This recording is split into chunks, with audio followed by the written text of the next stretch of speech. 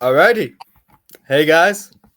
Corstian and I are back with you. Both of us obviously super ecstatic about our team's wins, right, Corstian? Yeah, Thursday, Broncos won in convincing fashion, and Bears, of course, got me feeling really, really good because it clearly bested the Giants through all four games.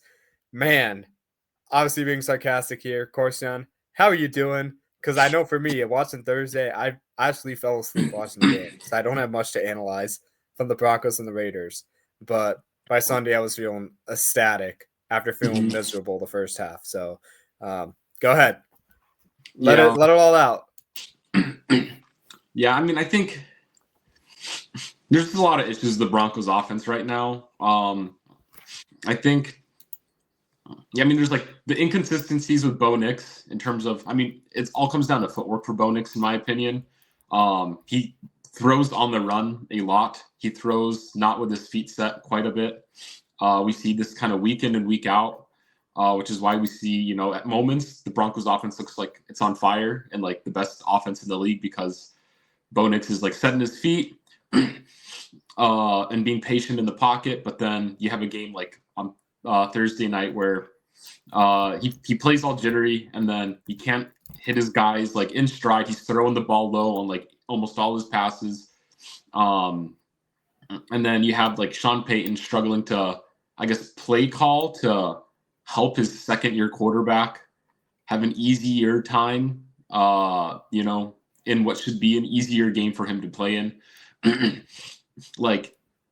halftime, I think J.K. Dobbins had 4 carries, averaging 5 a carry, and he ended the game. I mean, he got hurt at the end of the game, which is unfortunate, but like a guy that, is averaging 5 yards a carry, is top 5 in rushing yards in the season at that point, and you're like giving him 4 touches the entire first half of the game. Like, no duh, your offense is going to be struggling.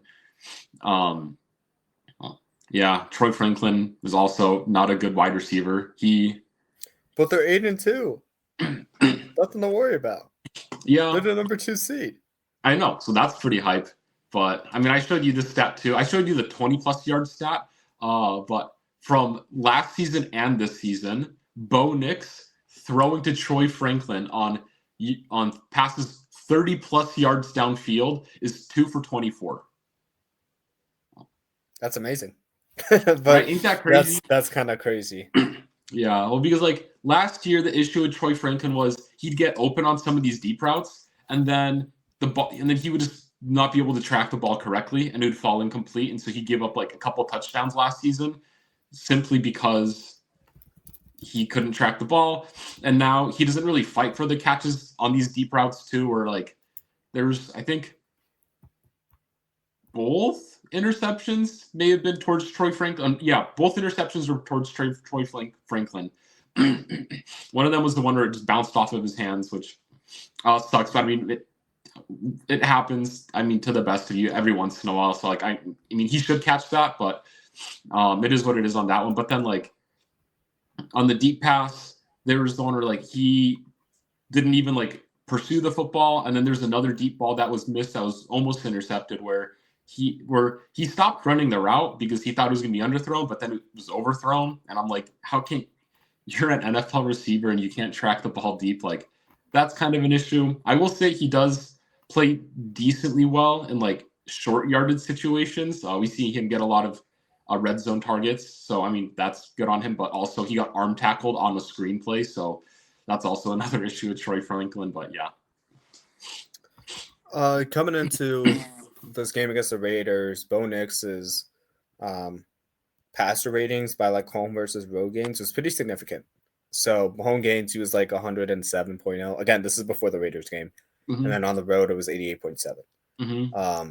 So you could clearly see the discrepancy where normally when teams come to Denver, it's like pretty difficult to keep up. But like if the Broncos are only running like 50, 60 plays as opposed to 80, 90, not really tiring out the defense. And when you're constantly punting all the time and like having miscues and penalties, like and drops, it all adds up.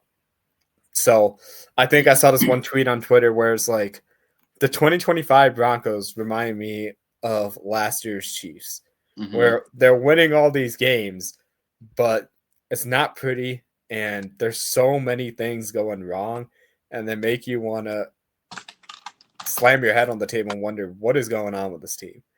And it should not have been this close. Like, you saw the Chiefs and the Raiders. Like, when the Raiders scored the game, when the Chiefs scored, the game was over because the Raiders didn't score at all. Like, and that, like, you wanted to see that out of like the top AFC contender, arguably, right? So it's kind of, it's one of those things where like you win, but you don't feel good about it. Yeah, that's not good when you got the Chiefs coming to town soon. I don't know if it's next week or 2 weeks from now, but yeah, that's not a good sign. Yeah, and I feel like another team that I could equate the Broncos' success to is the 2020 Steelers.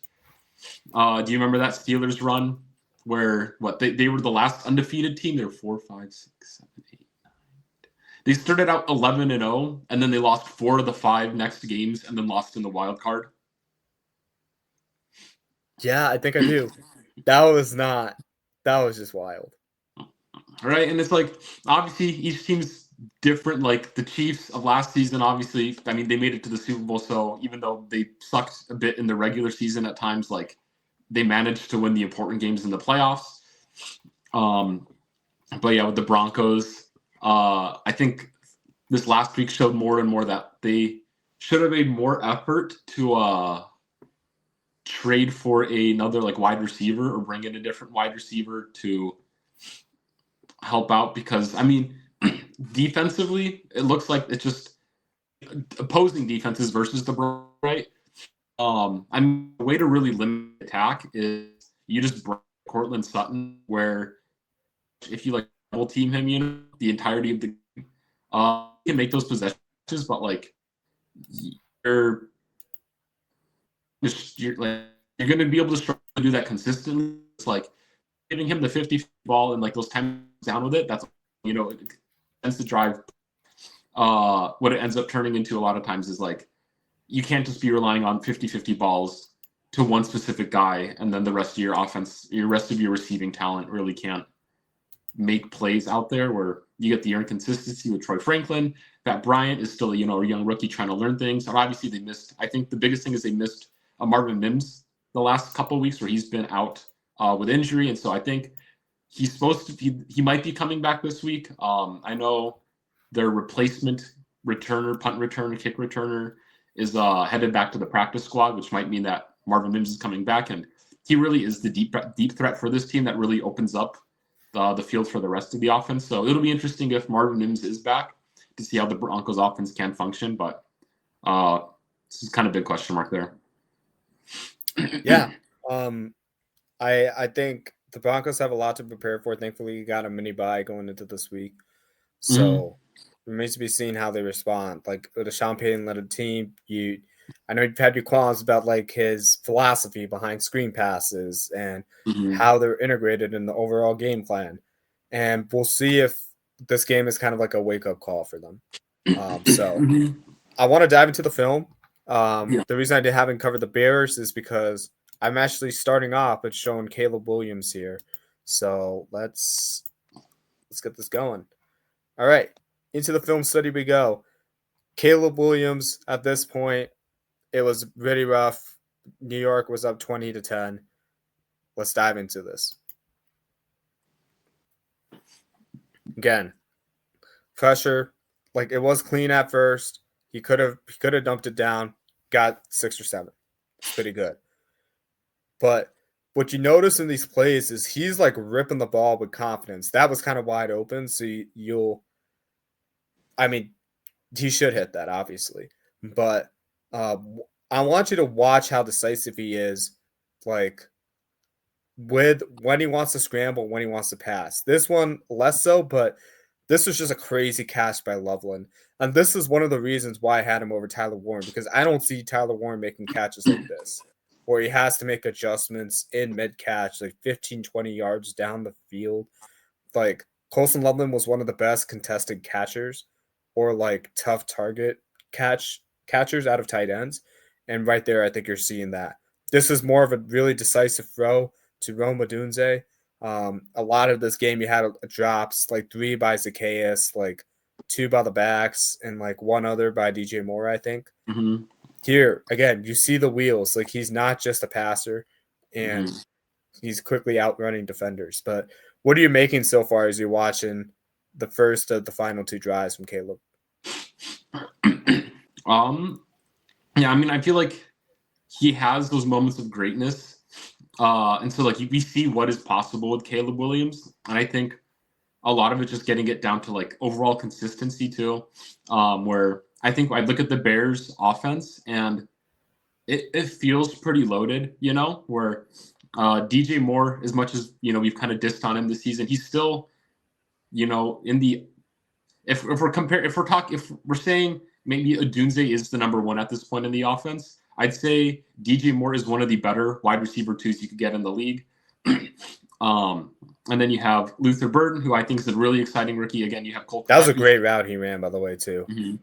Yeah, Cole Kmet's good. And then, yeah, like you were talking about, Colston Loveland also looks to be good. Kyle Monangai is looking like a solid player. And then DeAndre Swift is obviously playing like a good running back, too, right now. So you have all these really at least average to above average pieces, I think, in this offense. And so when we see these moments of greatness, like we see what we're able to see pretty early on in Caleb Williams' career, what his ceiling, you know, as a veteran quarterback could be, which I think is really exciting for Chicago. Yeah. And I know a lot of Bears fans are like, okay, you need to start Burden over Zacchaeus again. And I've kind of been saying this since they drafted, like, Luther Burden might be the best receiver on the Bears. Like, I had the same feeling about CeeDee Lamb when Amari Cooper was there. You look at some of the routes he runs, and as much as I love Odunze, he does not have the run after catch skills that Burden has to be able to separate and stuff. He reminds me a lot about Amon-Ra St. Brown, and I could see him being featured in that offense. So you're kind of seeing, even in that one target and a couple targets he had, like how much separation he's getting. And with Zacchaeus dropping balls and DJ Moore being injured, Ben Johnson even had to speak on it that we should probably get him the ball more. So look for him to be a guy that's going to be getting a lot of reps in the back half of the season and a guy that's going to be a starter next season. As far as Caleb, what he's doing is just ridiculous. Like, the Giants front four, even Darnell Wright had a great play where just absolutely stonewalled Brian Burns' spin move. And like, there's a lot of people playing on all cylinders in the Bears offense at the perfect time, and Caleb's at the front and center of that. I will give him his credit. He is doing amazing. And the next part of his game is, especially with this wide open touchdown, fire immediately. Don't even hesitate. Like, do the same with the checkdowns. Because you saw how that impacted a guy like Jordan Love, who didn't take the checkdowns, versus Jalen Hurts, who took the one check down to Saquon Barkley.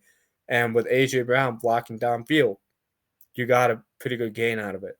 So that's the next part of Caleb Williams' game, just taking the check down and learning how to frame the check down and screens in a way where you can get run after to catch opportunities. It may not be showing your full talent, but like having those plays in rhythm would be super huge. But can't take nothing away from what he's doing so far. It's been remarkable. Yeah. Alrighty. Next up, TreVeyon Henderson. We haven't said his name much this season. Very big talent coming into New England. I think a lot of people in the fantasy community kind of expected him to take over the backfield, but when you got Ramondre Stevenson, fumbles and all, he is still really great quality starting running back. And with Antonio Gibson at the time, like, there's some talented players like on New England's roster from the running back spot too. It's going to be hard to overcome. So I'm going to go ahead and zoom into this because it's kind of hard to see from the angle I had it in. So watch him. This is kind of outside zone / toss. I'm going to lean toss here. There's not much there. Like, there's no crease by the tackle, but watch how he presses that crease before he gets to the outside. That kind of engages the defense just enough. Like, he could have easily just bounced it inside immediately, but this is a mature decision by him to first press, then go outside, because that changes the angle where you see 54 miss a tackle. Vita Veo can't catch up, obviously, and the rest of the defense can't catch. But what do you kind of make from a long touchdown run like that? Because while he did have 2 carries that kind of made up the bulk of his yardage, this was a really good running back decision by him. Yeah. Yeah, and with me for him, I think his like pure ability as a runner was never really a question mark to me. I think it was like we saw what he did in preseason, right? And obviously, I mean, preseason's preseason, so it's not always the easiest to gauge if like a good preseason performance means you'll actually be good in the NFL, right? But I mean, at least that preseason, he looked great. He had the explosive kick return too, the 100-yard one or whatever. And so I think to me, it proved that like he has great vision for running back. I think the issue a lot with like, I guess, leading up until this point and maybe even like further ahead is his just overall knowledge of the playbook, and then just being like his overall ability to block as a running back. Probably the two biggest things in question, because I mean, you also look here, right? And like, I think this is that one, like this is the touchdown that basically sealed the game. And I saw the clip too, where like he looked at the sideline to see if like he should go in for the end to the end zone or not. And so you see kind of like him still trying to learn, I guess, situational football in terms of like what he should do, because I'm certain, I feel like once you're a more experienced veteran, you have a better idea of like, oh, I should go down here to kill clock, or we have the type of lead that I can just go in for the touchdown. And so I mean, his reason for not playing up until this point as much, I think, was just simply to overall lack of experience with like the system and everything like that, like as a pro level NFL player. But I mean, this plus the other breakout play he had really shows cases that I think once he gets all that figured out, he will be on that upper echelon of running backs in years to come. It's the same. It's the same thing with Jahmyr Gibbs. It's the same thing Jahmyr Gibbs had to deal with his rookie season. So this is not an anti-TreVeyon Henderson slander. Mm-hmm. I think this is kind of a flash in the pan. Like, you're gonna get these high upside gains from him, but like, don't be surprised if he gets like 20 yards on like 8 carries, like every other week too. Mm-hmm. Just because he's not being featured to that level where Mm-hmm. like he's gonna be an RB1, RB2 all of a sudden the back half of the year. Mm-hmm. But next season is gonna be huge for him because he'll have an entire offseason to really dive into the nuances, like his own understanding, like work on himself. And then be that focal point here. Mm-hmm. It took Jahmyr Gibbs a couple years to get to the high level he did now, and now look at him. He's just all over the place once he finally gets touches by Professor Dan Campbell. So, TreVeyon Henderson, future is bright. Don't get your hopes up too quickly, as meaning like next week, 2 weeks from now. But he certainly has a lot of talent. I think we saw that on display. Mm-hmm. Yeah. Alrighty. Next up, Tom Brady had called this game between the Rams and the Niners. Early on, it was a 21-0 game. But I think leading up to this game, what Matthew Stafford is doing the past 6 games has been ridiculous. 20 touchdowns, 0 interceptions. Like, it's kind of for him, it's a simple rep here, but it's kind of just showing like, okay, you got this amoeba look from the 49ers. I know this person who tweeted it. I think it was Matt Wallman. He's kind of covering up part of this, but he's trying to point out where all these defenders are. You got 1, 2, 3, 4, 5, 6, 7 just at the line of scrimmage, right? But veteran QBs, no, they're not all going to rush all like this because they're telegraphing man coverage, and you got either Puka or Devontae on 4 defenders. So he knows probably not going to have them. You're going to have you have like 3 of them run back and 4 of them go to rush. You just don't know which 4 of the rushers are going to be there. So if you're Matthew Stafford, okay, if these 3 guys are running deep, they're probably trying to get depth, especially in the 3rd and 10, where they're trying to run 10 yards, 9 yards, 8 yards. So you're looking for guys to occupy space. So Puka is right here. He's a threat once he gets the ball in hands. You've seen this in the first 8 games, along with how his career is gone. You got the running back who would be wide open here. So what does this guy do? He sticks on the running back because he doesn't want to give him run after catch opportunities. And I'm guessing in the back of the frame, you got 2 or 3 defenders keeping eyes on Puka Nacua. Well, would you look at that? What does that open a window for Devontae Adams? So now you're seeing Puka, who went off for the first half of the season, the kind of gravity he has within that offense and with the situations, how that opens up plays for Devontae Adams to succeed even in zone coverage, where typically Puka would get that, and where Matthew Stafford is kind of like dissecting defenses too. When you have a veteran QB like this, it's no secret why the Rams offense has been so prolific. I'm looking forward to their game against Seattle. I think that could be one of the games of the year. Yeah. This offense is insane. That's like all I can really say. You know, like it's insane how great Matt Stafford has been this season. Have you seen some of his no-look passes he's had too? Like that's just been kind of crazy. Like if it wasn't for Drake May or Jonathan Taylor, he would be a no consensus MVP candidate right now. Like he's playing that great. Yeah, I think the race for MVP, I think, is going to be. I'm excited for it.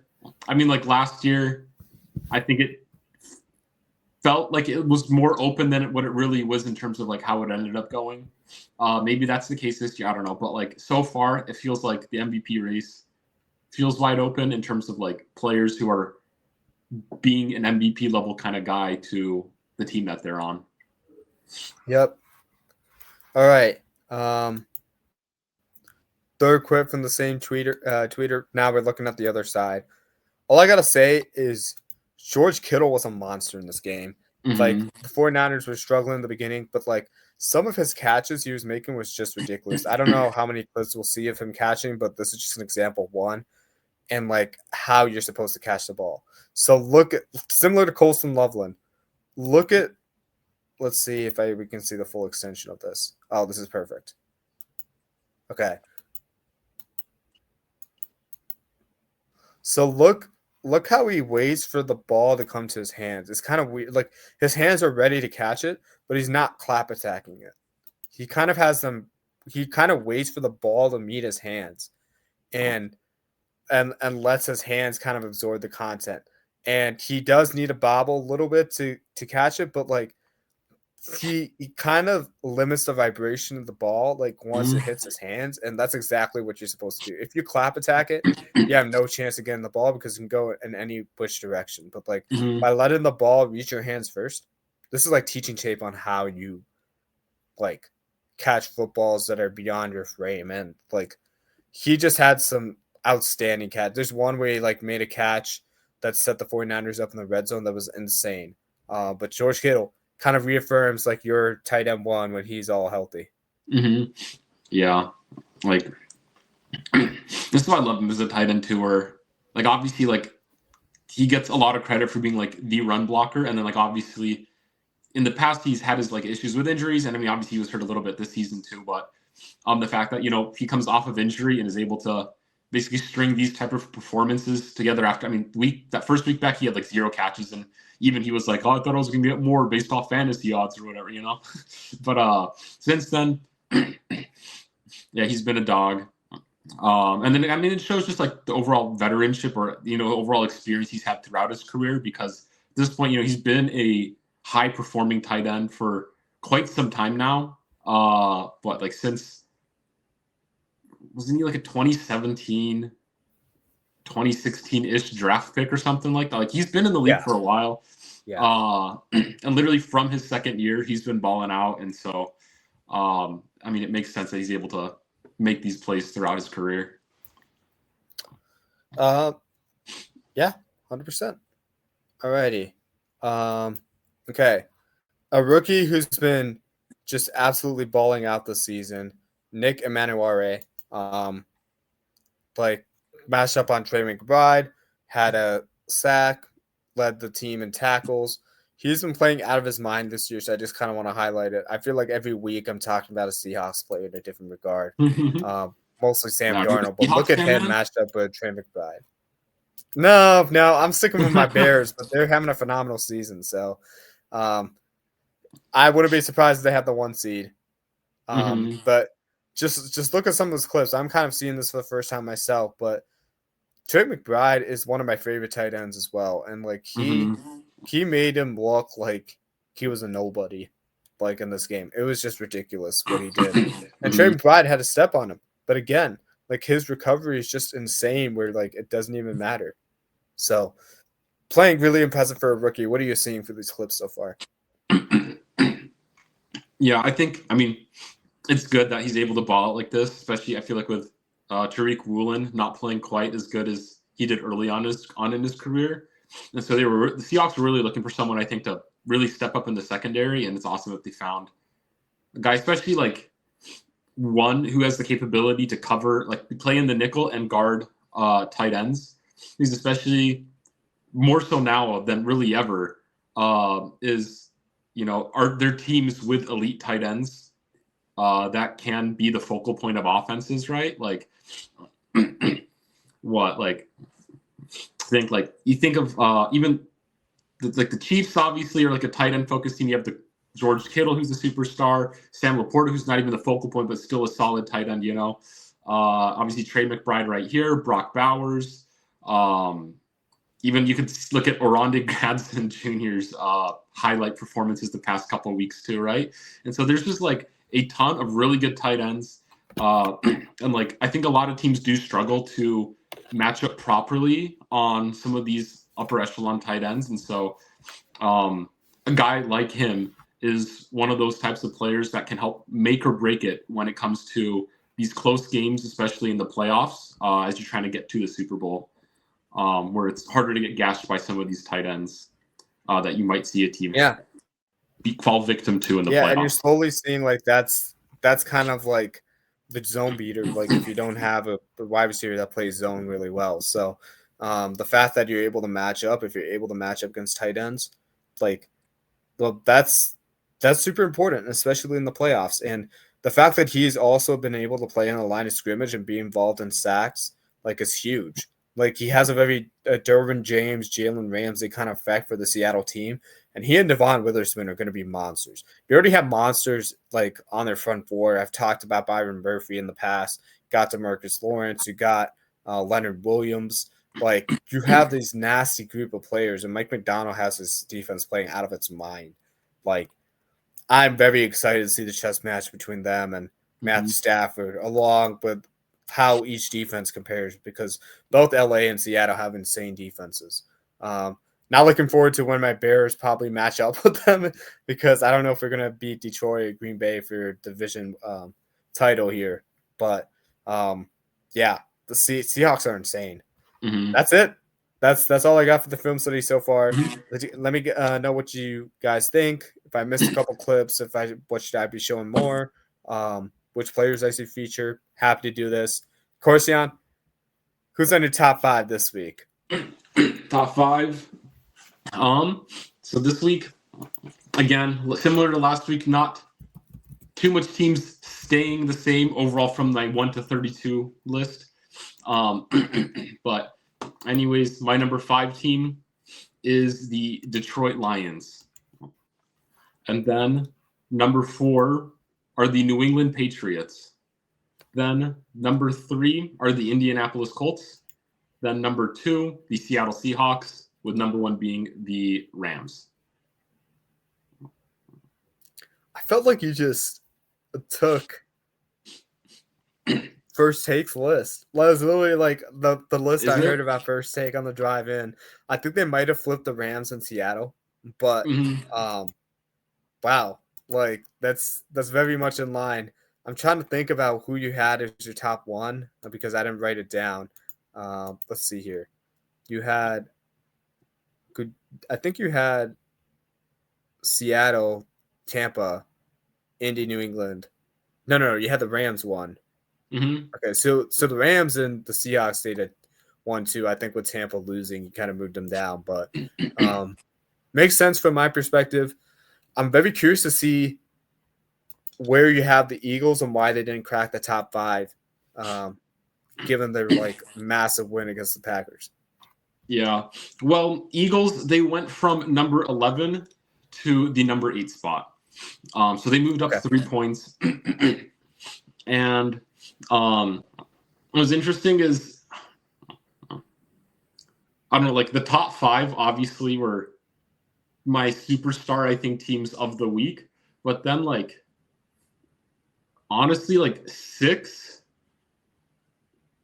to like 13 were kind of, I mean, the Chiefs are in this mix, so they're on a bye, so that doesn't really count. But 6 to 13 still felt like somewhat of underperformers, where I was like where I feel like a lot of these guys didn't play like a top 10 type of team, and so it was really tricky to rank my 6 through 13 because it was I feel like a lot of disappointing games from teams you expect a lot from, and I mean, the Eagles, yes, they won, and obviously it was like against a good team in the Packers, but also I feel like there's a lot of questionable play calling in the mix of all of that, namely the going for it on 4th down in the 4th quarter by Nick Sirianni.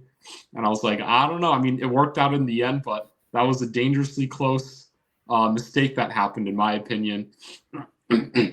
But yeah, and in my head too, I'm like, I mean, what would the top 5 teams I have listed here have done to be knocked out and have the Eagles slip into that position instead? You know?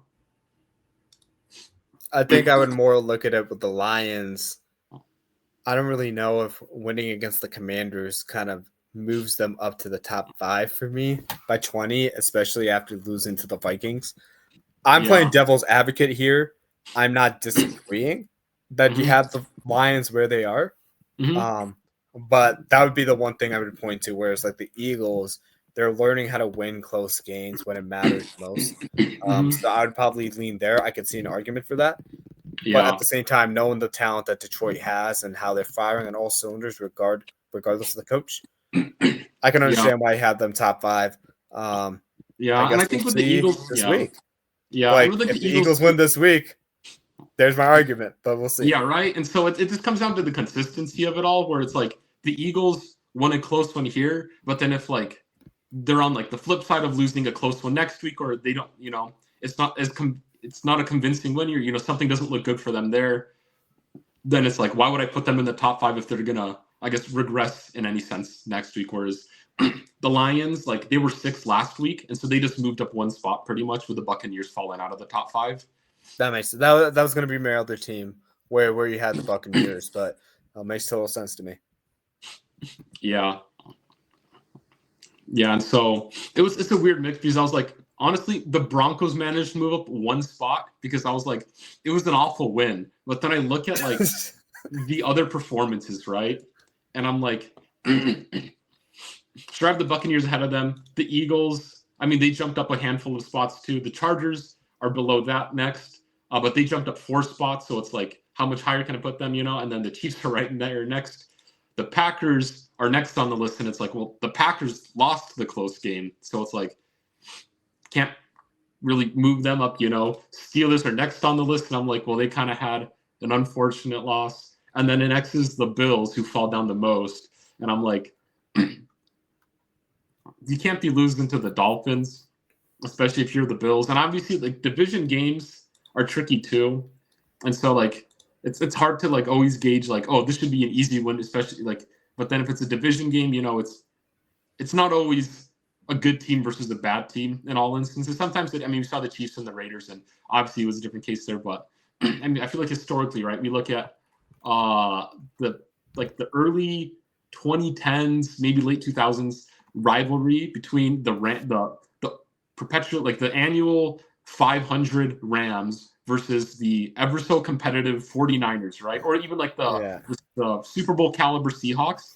And you had the Rams, who'd always sit at 500, and like 3 of those wins would be like against those 2 division rivals, right? And you're like, why are these Super Bowl contending 49ers and Seahawks every single year giving 3 wins to the Rams, right? And so division games are always tricky like that, but in the end of the day, I'm like, the Bills, you can't be losing that. And it's like, the difference between the Bills division game and the Broncos division game is, despite the Broncos not putting up a lot of points, they ultimately won against the garbage division opponent, and the Bills lost to the garbage division opponent. Yeah. You were talking about the Steelers.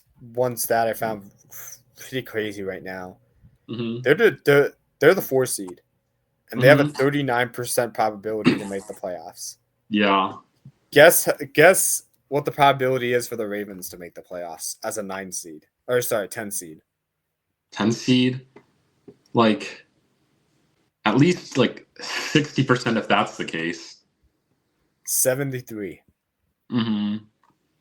It is crazy, like how the perception of the Steelers have changed over the past 5 weeks, much because of their own fault. They couldn't handle their business, but that is. Remember us talking to the spot saying the Ravens are not making the playoffs, so they keep losing like this. All of a sudden, the Ravens are making the playoffs. It just goes to show now the real football season starts. So I'm very curious to see how your top 5 evolves to reflect that. I don't think it will change much, to be honest with you. But the fun in the NFL is seeing that Tyler Show is still undefeated. The Bills lost by double digits, and the Colts, Broncos, Patriots, Steelers are your division leaders. Who would have thought the past 10 weeks? So awesome job, Corstian, as usual. I don't think you've had a bad list so far. Speaking of playoff picture, let's talk contenders and pretenders. We can go in any order here. We can go down the line. I don't know if you have it pulled up. You just want to have the playoff, like the NFL playoff picture, like share screen potentially. I don't know if you want to have that as a visual. Yeah, I got you.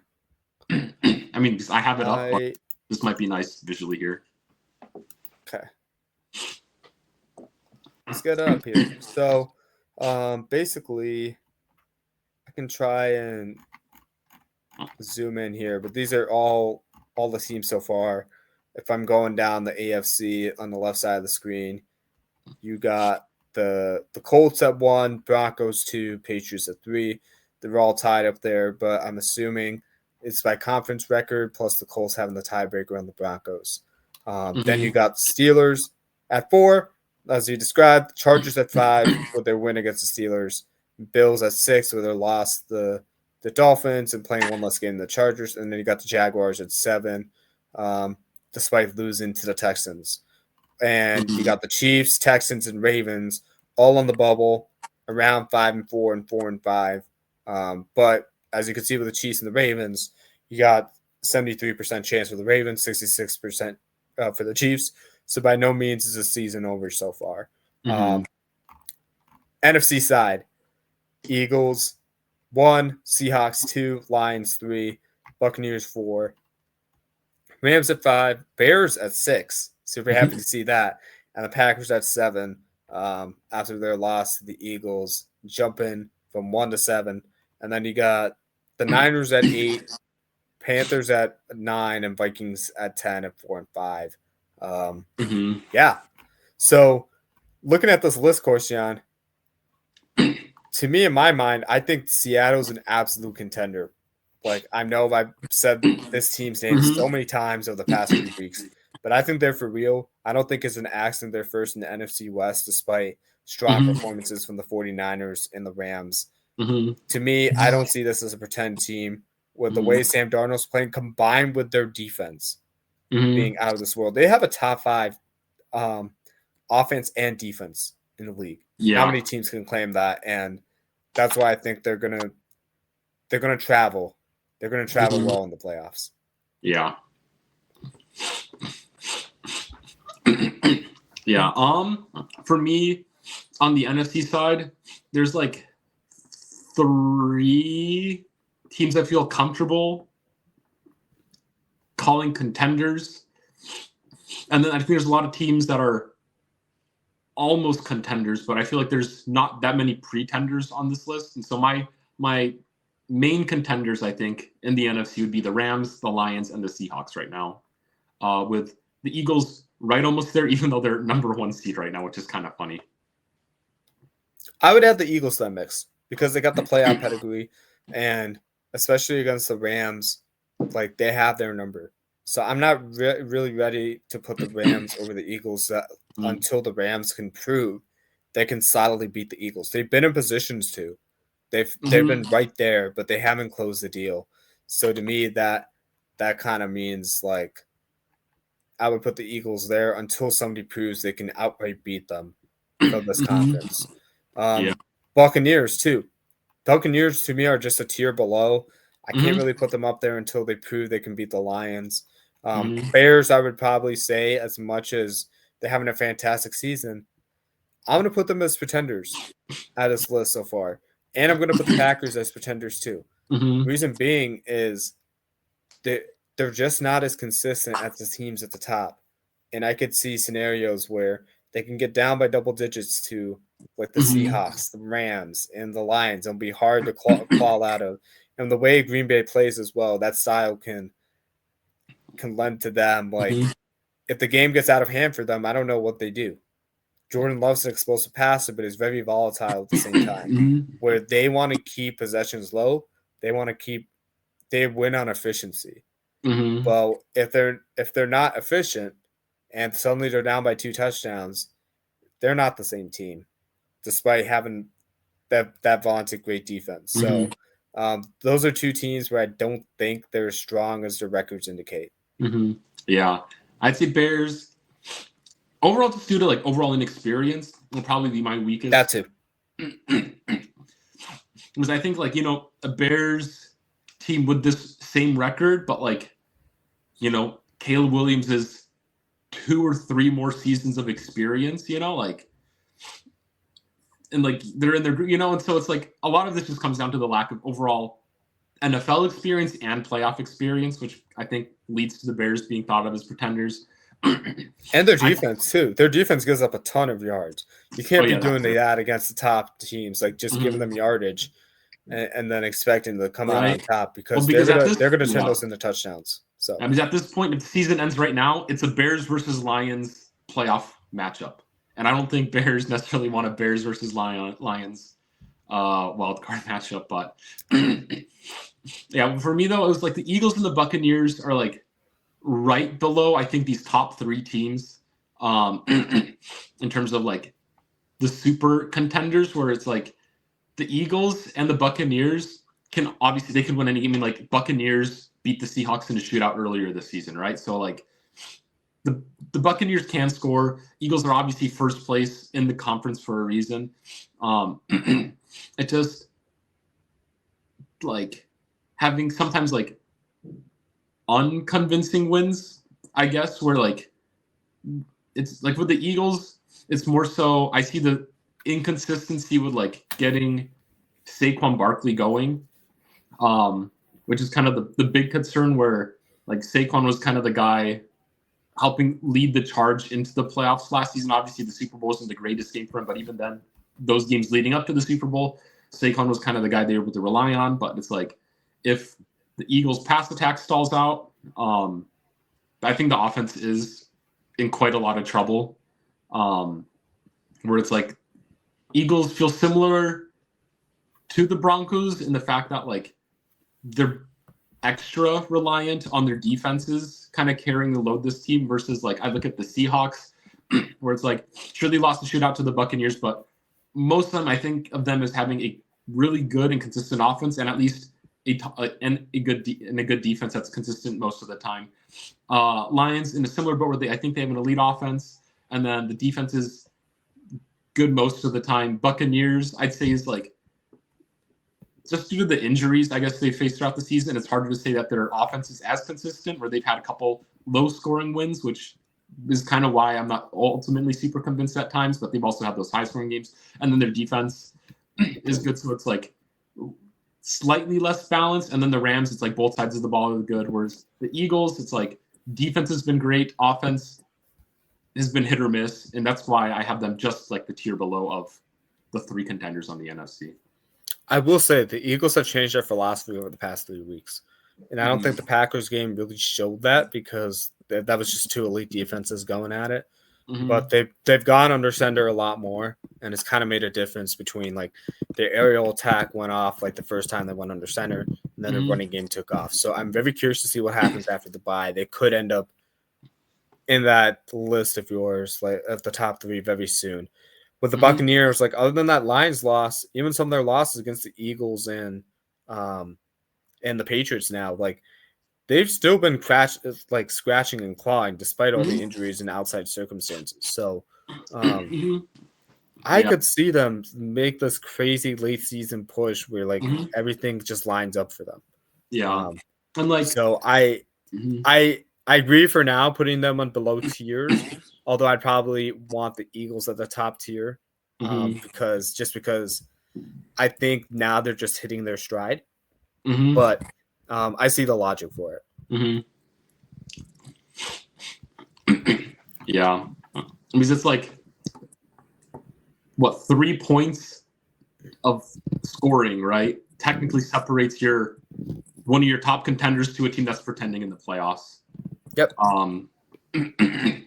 Because it's like, obviously the Eagles ended up managing to eke out the win in that game, but like, let's say the Eagles lost and the Packers won, then like, obviously this is a whole bunch of what ifs, and I hate what ifs, but like. But I think you got to look at how the teams played too, right? With the Packers, I felt like Jordan Love left a lot on the field, but if he's just more efficient or smarter with the ball in his hands, like he was in prime position for the Packers to take the lead. Like when nobody was scoring, he fumbled the game away. Like when he had pressure in the pocket, he was very erratic in that game. He was not settled. He was like off balance throws, and like there's other times where he's hitting right on the money. He was just not consistent in that game. Whereas like Jalen Hurts, like he was just dumping it out to the flats, and like other than that one fumble, he managed the game really, really, really well. Like I think that was more like great Packers defense than anything else. Yeah. I think I thought the Packers could have scored 17 to 20 points yesterday. And the fact that they didn't do that is kind of an indictment of where their team is at when their defense is playing well, because they've held Cleveland to 13 points, Carolina to 16 points, and now this Eagles team to 10 points. And they lost all 3 of those games while giving up 40 to Dallas in a tie, which, in my opinion, they probably should have lost if like Dallas managed the game a little bit better. So you're just looking at some of these like bizarre losses / ties, and I'm like, this is not a team that I think can afford to do that against the Seahawks, Rams, or the Eagles when they start to figure that out. So I mean, like I don't deny the fact that they're pretenders like at this point, but I also look at the injuries, I guess, on this team. I mean, we criticize Jordan Love, right? But like we're on offense, right? We're missing Tucker Kraft. We're missing. That's a huge difference for them. We're missing Jaden Reed, albeit that was throughout the entirety of the season. Matthew Golden was out. Romeo Doubs got hurt during the game. So what you're on Dontavian Wicks, the ghost of Christian Watson, Luke Musgrave, and Bo Melton was playing wide receiver again due to injuries. Like Bo Melton was a guy who started as a wide receiver, transitioned to cornerback because he was that far down the depth chart of just the mix of Packers receivers, and then now the receiver room's so depleted. He went so now the mix of the Packers receivers come to the play here for Bo Melton, but not when the depth chart goes injured, huh? Wait, what was that? You just mentioned Dontavian Wicks as a guy to show like how far down the depth chart the Packers have to go. And at the same breath, you were saying, Bo Melton had to play cornerback because the talent the Packers had at wide receiver, essentially, right? Well, just like he was so far down that list that he couldn't even get play time because there's a million wide receiver 3s on the team. I'm just saying though, like the Packers, like depth receivers, like a lot of teams would kill to have them as their slots. But that being aside, that being said, yes, I hear you, but I'm talking about the way that when Jordan Love reacted to pressure against the Eagles versus like how he's played at his peaks has been completely different. I'm trying to take the surrounding cast aside.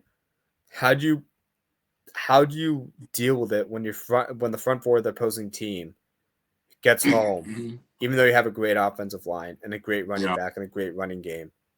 Like and even on the last play, Josh Jacobs had said the Eagles knew what they were running. But the Packers still chose to run it anyway because of light boxes. Like it's kind of like for Jordan Love, it's kind of like managing the game and managing the pocket in a way that you're not costing your team points, like in these tight games. Because in a playoff setting, like every possession matters. And especially if the Packers want to be efficient, if they're like not inefficient because they're turning the ball over or punting it constantly, even though they have like 6 or 7 minute long drives, that's not going to work against the Seahawks or the Rams because they can get down the field in seconds. Like you saw how quickly the Seahawks scored like 35. Like that was just ridiculous what they did. And granted, it was against the Cardinals, but like their offense is just explosive. Like the Packers can't afford to play like this. So, injuries aside, I think Jordan Love has to manage the pocket better in these like tight games, and which is why I have them as a pretender because they got all the talent in the world to do it, but they're not figuring it out against like games when they get tight in the fourth quarter. Yeah. So I don't think you're quite understanding. I agree with you that the Packers are pretenders here. Like you're acting like I'm saying the Packers are like a good team right now. No, they are definitely pretenders. This is more of a question mark on the Eagles, where it's like the Eagles should have more convincingly won this game. This is what my take is right now, where it's like because you're like the Packers should have scored. You're saying the Packers should have scored maybe like 20-ish points. And if they happen to do that with the roster that they were putting out in terms of the overall the offensive skill positions, the Eagles would have been like, I think after the Bears would have been the next biggest pretenders in my take. If the Packers are putting 20 plus points on what should be an elite Eagles defense with the mix of guys that they had, because the Packers are in fact pretenders. So good job, Eagles. Like you did your job. Offense needs to play better because, again, you look at the other teams that have good defense, like Seahawks have a good defense, Lions have a good defense, Buccaneers have at least an average defense, and the Rams have a good defense. And all 4 of those teams can compete in shootouts, and I haven't seen the Eagles quite be in as many shootout, like really it's been more of a defensive reliance. And so that's overall what I've been saying. I'm not trying to fight you on the fact that Packers are a legitimate team. It just the Eagles, for being the 1 seed and being a potential contender, should have more convincingly like beat these Packers. And so the defense did its job. I think you'd like to see the Eagles offense. Obviously, Packers have a good defense, so it makes sense that it is a grindy game that way. Right.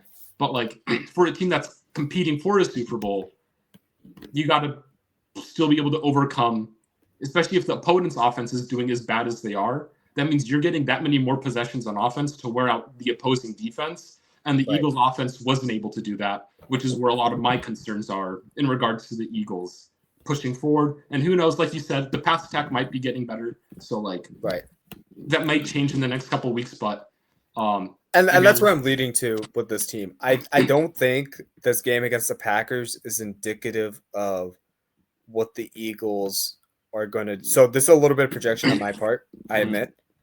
But understanding your perspective now, like we looked at the Eagles the first 6 games and we're like, okay, this is not how we expected the reigning champions to play this season.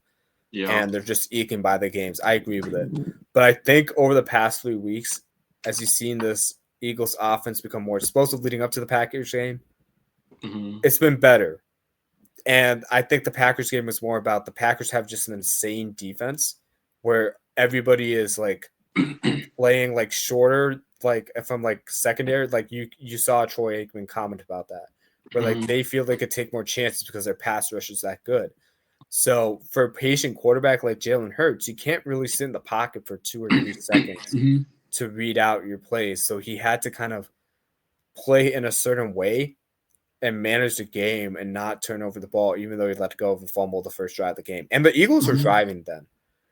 So I think the Eagles still have to figure it out, but I'm expressing confidence that they could hit that elite tier by season's end based on like how they were playing the past 3 weeks. Now I'm hoping they don't prove me wrong with how they played against the Packers. So it's a little bit of conjecture there, but we'll see how they do from there. Yeah. Jump to the AFC side. Not gonna lie, I think the Broncos are a little bit of a pretender too, based on how their offense has been like up or down. No, for sure. Steelers, I see that way. Jags, I have no idea what to make of them because early in the season they looked like a contender. Now I think, especially with a Davis Mills filled comeback by the Texans, you got to put them as pretenders right now. And then I don't remember who was the 6th seed here. The Bills. The Bills. Bills, I would still consider as pretenders even with the Dolphins' loss. There's a little bit of nuance with them. Chargers, I don't know where to place them at, but I think Colts and Patriots, I'm confident putting as contenders, even though they're both inexperienced teams. Yeah.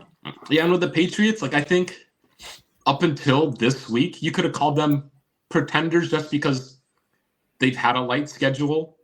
But obviously part of football is being able to win against easy teams. Like that's like if you can't win against that, obviously you're not going to be a team at all contending. But the fact that they were able to beat the Buccaneers, who I think are a pretty solid team, says a lot about the overall faith I have in the Patriots. But yeah, Colts, definitely contender. Patriots, I think, would be in that mix. And then probably the Bills. Yeah, like you said, there's nuance to the Dolphins. Like I talked about the divisional matchups, right? Jaguars, honestly, probably don't make the playoffs. They're not looking good. Yeah. Travis Hunter, by the way, that was crazy news. He's out for the entire season. Yeah.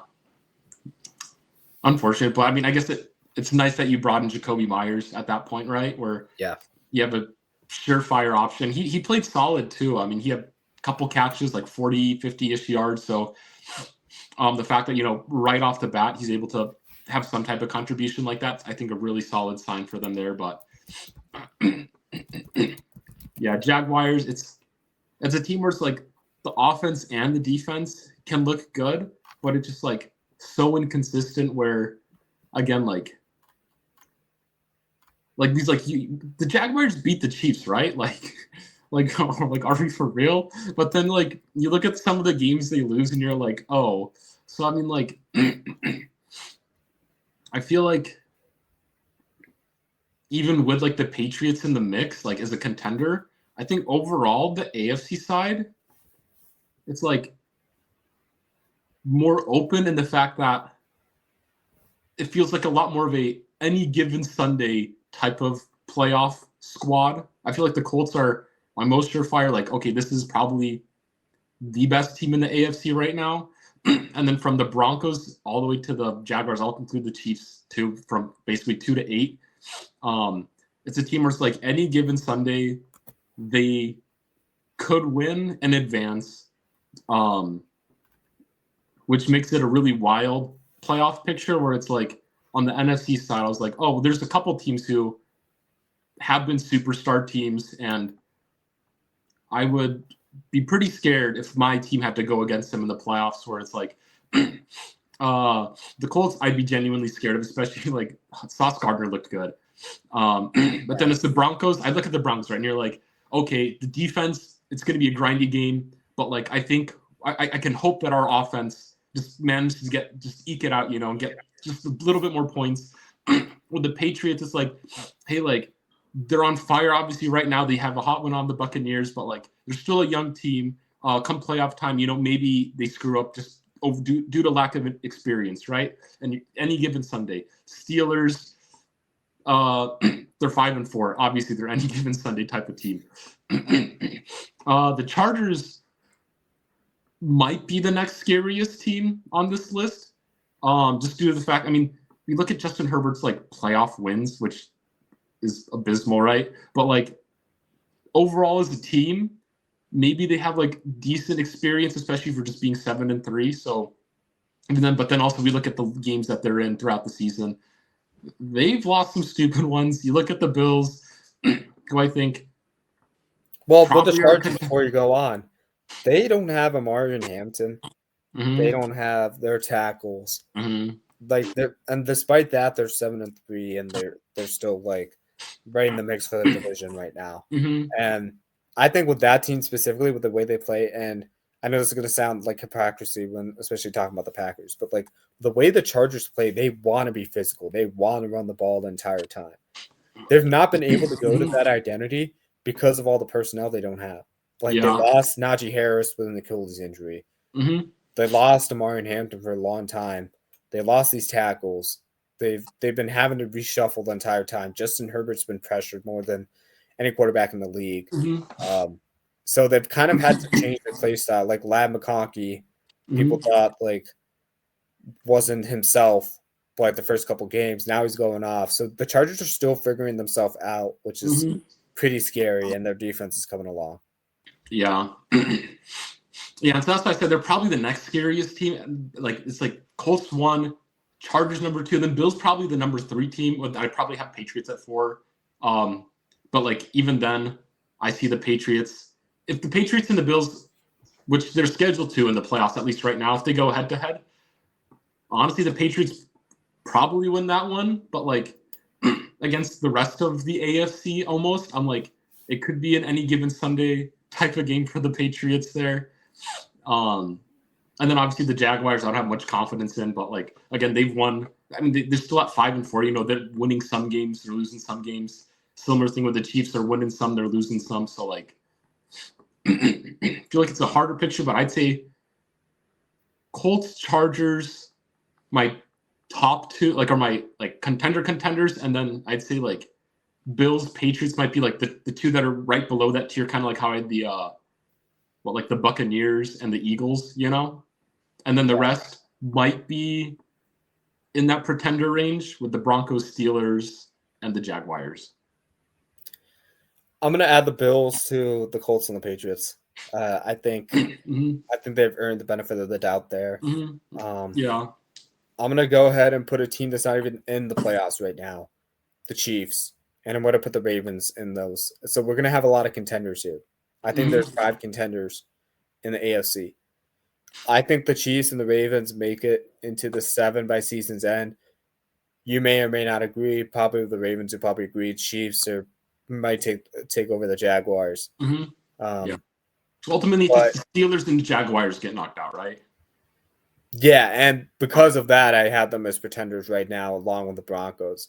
I think the Broncos could still be a wild card team, but I'm just talking about like if they had to match up with the Colts, and I know it was a really tight game, like when they faced in the regular season. But now that you're seeing all these tendencies from these offenses and defenses, I still think the Colts are hard to game plan for, whereas with the Broncos, you kind of seen what they like to do. And they're a little bit more predictable from that sense. Like, and I know, and it's weird because they beat the Chargers, but I don't feel confident about them going against the Chargers. Like it's Broncos versus Bills, Broncos versus Chiefs, Broncos versus Patriots. I don't feel good about those matchups. Like, because their defense is elite, but their offense is like, which version are we getting? Right. I'm not sure. The 500-yard offense or the 120-yard offense? Right. And it's the same thing with the Steelers. Steelers for me. Like just now their defense is figuring it out, but their offense is out of whack. So I don't know which version of the Steelers I'm going to get. The Jags, like you see them get in their own way, whereas the defense was like lights out, and it's like, okay, can they figure it out? Can Trevor Lawrence, like I still have a lot of questions about Trevor Lawrence in some respects of what he can do, even though you see the talent still. So it's weird. It's like who knows? The Texans might even hit that wild card spot, but I don't have them there yet because I need to see what they're helping out CJ Stroud with. And it has CJ Stroud regressed or not. And plus, can they find a running game? Because without Mixon and without Nick Chubb being the presence that I hoped he would be, you're kind of hoping Woody Marks becomes something. But at the same time, I don't think he's there yet. So yeah, that's why I have the Chiefs and the Ravens kind of like I have more confidence in them as contenders. And with the Texans, I'm not there yet. Yeah. And I mean, it's the fact that the Chiefs and the Ravens are where they are. I just kind of have them as the default playoff teams, at least at this stage. Obviously, we have, like 7 more weeks of football. Exactly.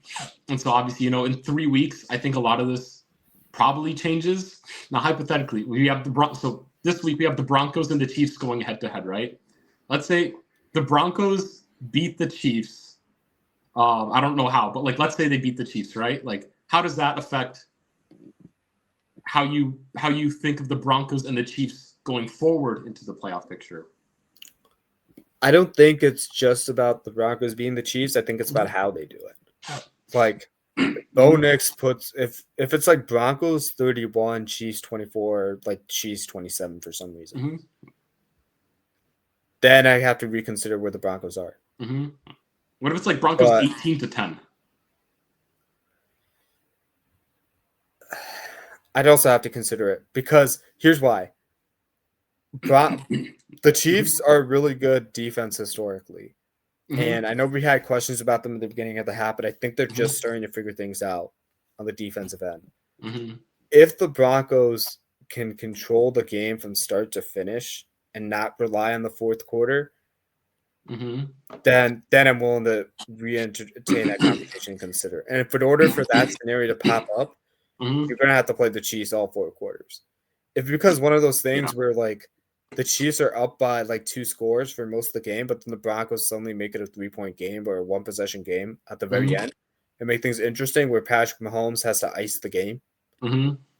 I'm going to still put them as pretenders because they're not showing me that they can play consistent all game and then suddenly they're just coming out of nowhere. And I don't think you could do that against the playoff team. So it's more about like how that game unfolds for me than necessarily if they win or lose. Because I think they could split with the Chiefs, but it doesn't necessarily change how I would view them like going into the playoffs.